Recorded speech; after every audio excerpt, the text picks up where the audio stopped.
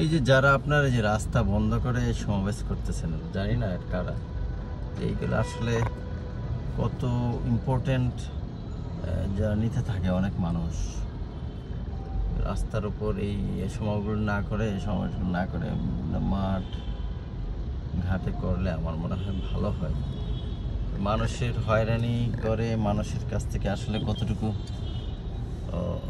মানে ভোট চাইলে মানুষের আসলে কতটুকু ভোট পাওয়া যাবে বলা মুশকিল। আসলে মানুষ তো এখন অনেক সচেতন, এখন অনেক স্মার্টভাবে আসলে মার্কেট করা যায়, নির্বাচনী প্রচারণা করা যায়।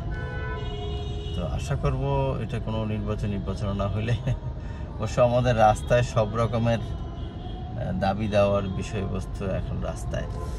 আমার এটা লাগবে সেটা আমি রাস্তায়, আর অন্যদের কি অবস্থা, তাদের পরিবেশ পরিস্থিতি আর কেউ বিবেচনা করি না। একজনকে জিম্মি করে রাস্তা বন্ধ করে আমি আমার দাবি দেওয়া নিয়ে সোচ্চার।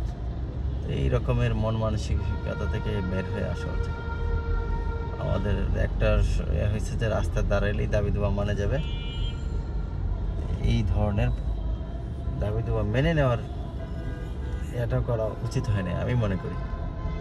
যে রাস্তায় এখানে মনে হয় প্রায় more than 15 minutes প্লাস চলতেছে, বাইরে সম্ভবত নির্বাচনী প্রচারণার মতো মনে হচ্ছে। ঠিক দেখি একটু সামনে যাই। এটা হচ্ছে এই মুহূর্তে আপনার মিরপুর 11 নম্বর মেট্রো স্টেশনের নিচেই, যে উপরে 11 নম্বর মেট্রো স্টেশন লোকজন নামতেছে। ঢুকে দেখলাম যে বাসের মধ্যে স্কুলের বাচ্চারা আটকে আছে, গার্জিয়ানরা। সো এটা এইরকম রাস্তা ব্লকেড হয় এরকম জায়গাগুলোতে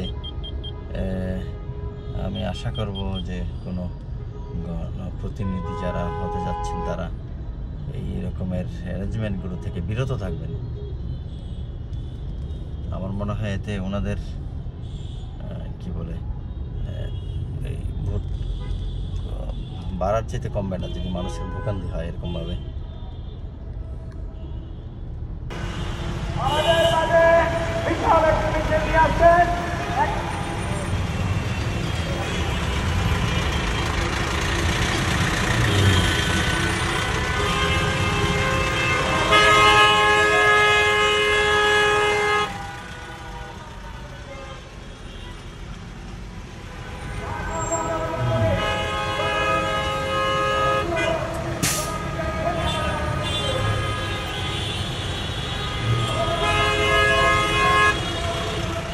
আমাদের এই এলাকায় বিএনপি মনোনয়ন প্রার্থী আমাদের আমরুল ইসলাম ভাই, ওনার দৃষ্টি আকর্ষণ করব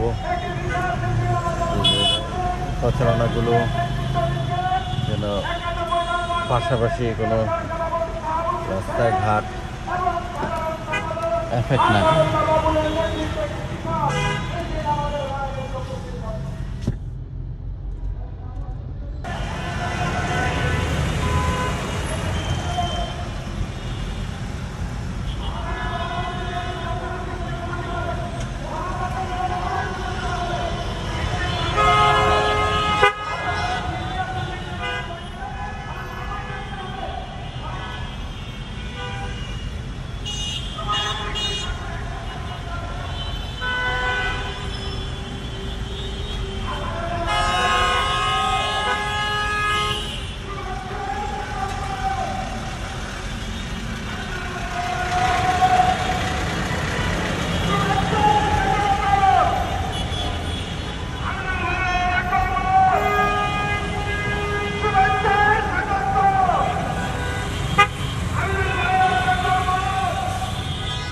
হচ্ছে মিরপুর পল্লবী জোন, বাম পাশে এটা পল্লবী, এটাও পল্লবী।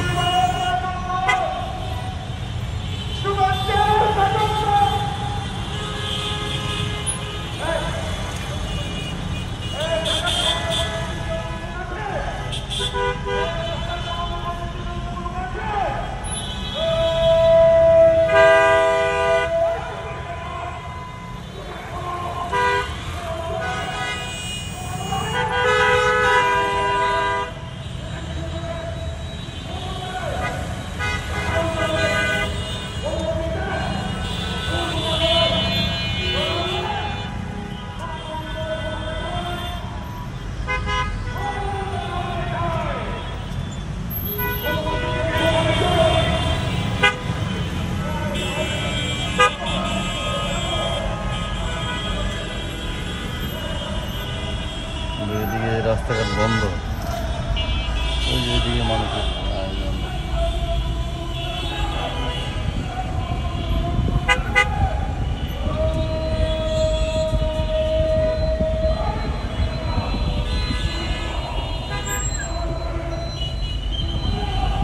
রাস্তাঘাট বন্ধ করে এই ধরনের ঘটনাগুলো বন্ধ রাখলে আমার মনে হয় প্রার্থীদের জন্য ভালো হবে, আমি এটা মনে করি।